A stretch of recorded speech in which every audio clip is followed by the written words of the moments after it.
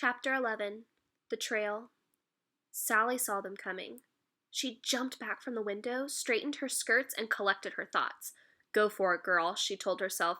You can do it. Just put on your welcoming landlady face and they won't suspect a thing. Sally took refuge behind the bar, and for the first time ever during cafe hours, she poured herself a tankard of Springo Special and took a large gulp. Ugh, she had never liked the stuff. Too many dead rats in the bottom of the barrel for her taste. As Sally took another mouthful of dead rat, a powerful searchlight beam cut into the cafe and swept over the occupants. Briefly, it shone straight into Sally's eyes and then, moving on, lit up the pale faces of the northern traders. The traders stopped talking and exchanged worried glances. A moment later, Sally heard the heavy thud of hurried footsteps coming up the gangway. The pontoon rocked as the pack ran along it, and the cafe shook, its plates and glasses nervously clinking with the movement. Sally put her tankard away, stood up straight, and with great difficulty put a welcoming smile on her face. The door crashed open. The hunter strode in. Behind him, the beam of the searchlight. Sally could see the pack lined up along the pontoon, pistols at the ready. "Good evening, sir. What can I get you?" Sally trilled nervously. The hunter heard the tremor in her voice with satisfaction. He liked it when they were frightened. He walked slowly up to the bar, leaned over, and stared at Sally intently. "You can get me some information. I know you have it."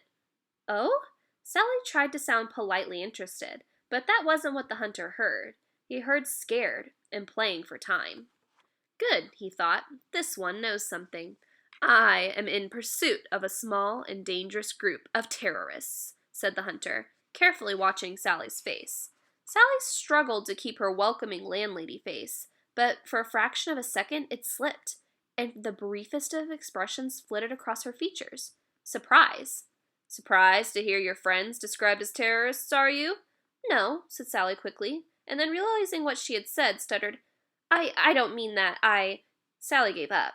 The damage was done. How had it happened so easily? With his eyes, thought Sally, those thin, bright slits of eyes, like two searchlights shining into your brain. What a fool she was to think she could outwit a hunter. Sally's heart was pounding so loudly, she was sure the hunter could hear it. Which of course he could. That was one of his favorite sounds, the beating heart of cornered prey. He listened for a delightful moment longer, and then he said, "You will tell us where they are." "No," muttered Sally. The hunter seemed untroubled by this small act of rebellion. "You will," he told her matter-of-factly. The hunter leaned against the bar. "Nice place you've got here, Sally Mullen. Very pretty. Built of wood, isn't it? Been here a while, if I remember right. Good dry season timber by now. Burns exceedingly well, I'm told." "No," whispered Sally. "Well, I'll tell you what then. You just tell me where your friends have gone, and I'll mislay my tinder box." Sally said nothing. Her mind was racing, but her thoughts made no sense to her. All she could think of was that she had never got the fire buckets refilled after the washing up boy set the tea towels alight. "Right then," said the hunter. "I'll go and tell the boys to get the fire started. I'll lock the doors behind me when I go. We don't want anyone running out and getting hurt, do we?" "You can't," gasped Sally, understanding that the hunter was not only about to burn down her beloved cafe, but intended to burn it down with her inside it. Not to mention the 5 northern traders. Sally glanced at them. They were muttering anxiously among themselves. The hunter had said all he'd come to say. It was going pretty much as he had expected, and now was the time to show that he meant business. He turned abruptly and walked toward the door. Sally stared after him, suddenly angry. How dare he come into my cafe and terrorize my customers, and then swagger off to burn us all to cinders? That man, thought Sally, is nothing but a bully. She didn't like bullies. Sally, impetuous as ever, ran out from behind the bar. "Wait!" she yelled. The hunter smiled.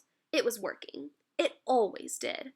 Walk away and leave them to think about it for a moment. They always came around. The hunter stopped but did not turn. A hard kick on his leg from Sally's sturdy right boot caught the hunter by surprise. "Bully!" shouted Sally. "Fool!" gasped the hunter, clutching his leg. "You will regret this, Sally Mullen." A senior pack guard appeared. "Trouble, sir?" he inquired. The hunter was not pleased to be seen hopping about in such an undignified manner. No, he snapped, all part of the plan. The men have collected the brushwood, sir, and set it under the cafe as you ordered. The tinder is dry, and the flints are sparking well, sir. Good, said the hunter grimly. Excuse me, sir, said a heavily accented voice behind him. One of the northern traders had left their table and made his way over to the hunter. Yes, replied the hunter through gritted teeth, spinning around on one leg to face the man. The trader stood awkwardly. He was dressed in the dark red tunic of the Hanseatic League, travel-stained and ragged. His straggly blond hair was held in place by a greasy leather band around his forehead, and his face was a pasty white in the glare of the searchlight. I believe we have the information you require, the trader continued. His voice was slowly searching for the right words in an unfamiliar language, rising as though asking a question. Have you now? Replied the hunter, the pain in his leg leaving him as at last the hunter began to pick up the trail. Sally stared at the northern trader in horror. How did he know anything? Then she realized. He must have seen them from the window. The trader avoided Sally's accusing stare. He looked uncomfortable, but he had obviously understood enough of the hunter's words to also be afraid. We believe those you seek have left? In the boat? The trader said slowly. The boat? Which boat? Snapped the hunter, back in charge now. We do not know your boats here. A small boat, red sails, a family with a wolf. A wolf. Ah, the mutt. The hunter moved uncomfortably close to the trader and growled in a low voice. Which direction? Upstream or downstream? To the mountains or to the port? Think carefully, my friend, if you and your companions wish to keep cool tonight. Downstream, to the port, muttered the trader, finding the hot breath of the hunter unpleasant. Right, said the hunter, satisfied. I suggest you and your friends leave now while you can. The other 4 traders silently got up and walked over to the 5th trader, guiltily avoiding Sally's horrified gaze. Swiftly they slipped out into the night, leaving Sally to her fate. The hunter gave her a little mocking bow. A good night to you too, madam, he said. Thank you for your hospitality. The hunter swept out and slammed the cafe door behind him. Nail the door shut, he shouted angrily, and the windows. Don't let her escape. The hunter strode off down the gangway.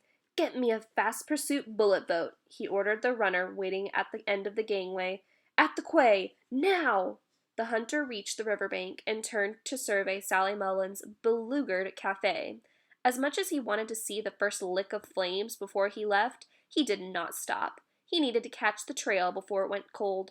As he strode down the quay to await the arrival of the bullet boat, the hunter smiled a satisfied smile. No one tried to make a fool of him and got away with it. Behind the smiling hunter trotted the apprentice. He was somewhat sulky at having been left outside the cafe in the cold, but he was also very excited. He wrapped his thick cloak around him and hugged himself with anticipation. His dark eyes shone, and his pale cheeks were flushed with the chill night air. This was turning into the big adventure his master had told him it would be. It was the start of his master's return, and he was part of it, because without him, it could not happen. He was advisor to the hunter. He was the one who would oversee the hunt, the one whose magical powers would save the day. A brief tremor of doubt crossed the apprentice's mind at this thought, but he pushed it away. He felt so important it made him want to shout, or jump about, or hit someone, but he couldn't. He had to do as his master told him and follow the hunter carefully and quietly. But he might just hit the queenling when he got her. That would show her. Stop daydreaming and get in the boat, will you? The hunter snapped at him. Get in the back, out of the way. The apprentice did as he was told. He didn't want to admit it, but the hunter scared him. He stepped carefully into the stern of the boat and squeezed himself into the tiny space in front of the feet of the oarsman. The hunter looked approvingly at the bullet boat, long, narrow, sleek, and as black as the night. It was coated with a polished lacquer that allowed it to slip through the water with the ease of a skater's blade on ice. Powered by 10 highly trained oarsmen, it could outrun anything on the water. On the prow, it carried a powerful searchlight and a sturdy tripod on which a pistol could be mounted. The hunter stepped carefully into the prow and sat on the narrow plank behind the tripod. where he set about quickly and expertly mounting the assassin's silver pistol onto it. He then took a silver bullet from his pouch, looked at it closely to make sure it was the one he wanted, and laid it down in a small tray beside the pistol in readiness.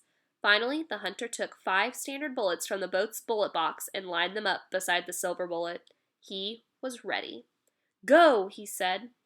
The bullet boat pulled smoothly and silently out from the quay, found the fast current in the middle of the river, and disappeared into the night.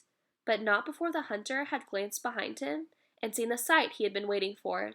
A sheet of flame was snaking up into the night. Sally Mullen's cafe was ablaze.